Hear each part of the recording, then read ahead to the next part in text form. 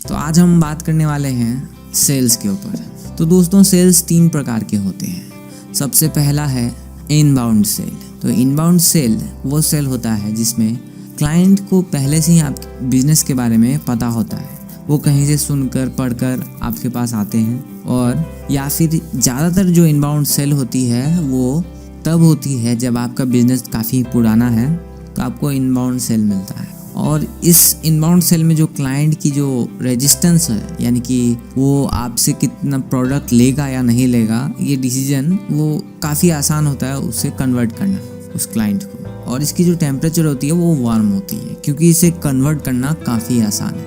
अब रेफरल में होता क्या है कि आपसे जो सामान ले रहे थे वो अपनी एक्सपीरियंस को अपने दोस्तों के साथ शेयर करते हैं, और वहाँ से उनके दोस्त आपसे सामान खरीदने को आते हैं। तो ऐसे क्लाइंट को आप रेफरल कहते हैं, और इन्हें भी कन्वर्ट करना लगभग आसान होता है। कभी कभी दिक्कत आ जाती है, लेकिन इसे भी कन्वर्ट करना आसान होता है। अब बात करते हैं आउटबाउंड। सबसे ज़्यादा जो मुसीबत आती है वो होती है आउटबाउंड, और ये आउटबाउंड सेल्स ज़्यादातर न्यू बिजनेसेस को देखने को मिलता है। तो न्यू बिजनेसेस को आउटबाउंड के अलावा इनबाउंड और रेफरल का सहारा वो नहीं ले सकते। तो इसलिए सबसे पहले जो नया बिजनेस शुरू होता है, या फिर बहुत सारे पुराने बिजनेस भी जो अननोन है मार्केट में, जिसकी कोई खास पहचान नहीं है, तो ऐसे बिजनेसेस को आउटबाउंड सेल्स का सहारा लेना पड़ता है। तो आउटबाउंड सेल्स की जो टेम्परेचर होती है वो काफ़ी कोल्ड होती है। इसके जो ऑडियंस होते हैं वो उतनी जल्दी रिझते नहीं हैं, तो इन्हें रिझाने के लिए कुछ करना पड़ता है, जो कि हम आगे के स्टेप्स में समझेंगे।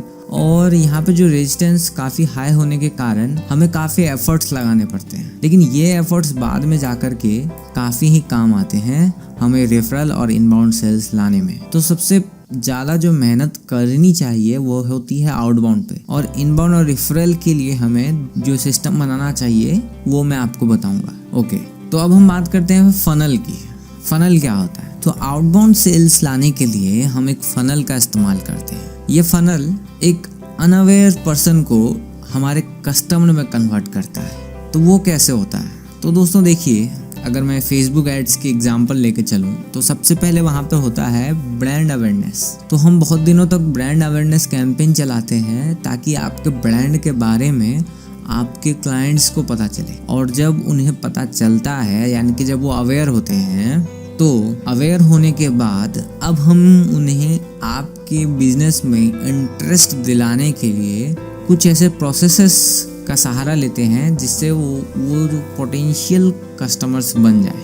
अब जो वो पोटेंशियल कस्टमर्स बन जाते हैं तो इतनी जल्दी वो खरीदते नहीं हैं, तो उसके लिए हम उन्हें अपने सर्विसेज में वो वैल्यू प्रोवाइड करवाते हैं ताकि वो हमारे पास हमसे ही खरीदें, ना कि किसी और से।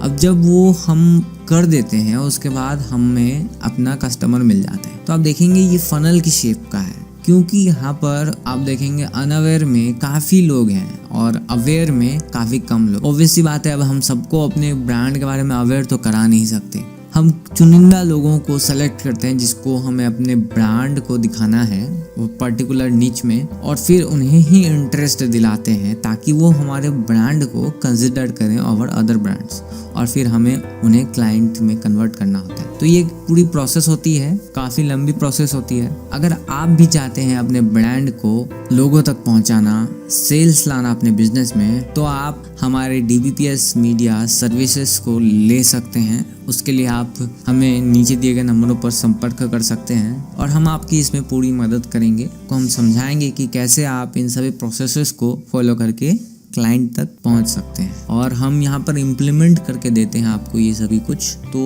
उम्मीद करता हूँ आपको ये वीडियो पसंद आया होगा। अधिक जानकारी के लिए आप हमारे चैनल को सब्सक्राइब कर सकते हैं। नीचे कमेंट में आप लिख सकते हैं अगर आपको कोई असुविधा हो रही हो समझने में, और कुछ भी प्रश्न हो तो आप हमें पूछिए और हम आपके लिए उसका समाधान करेंगे। उम्मीद करता हूँ आपको ये वीडियो पसंद आई होगी। आप सभी सेफ रहें। धन्यवाद।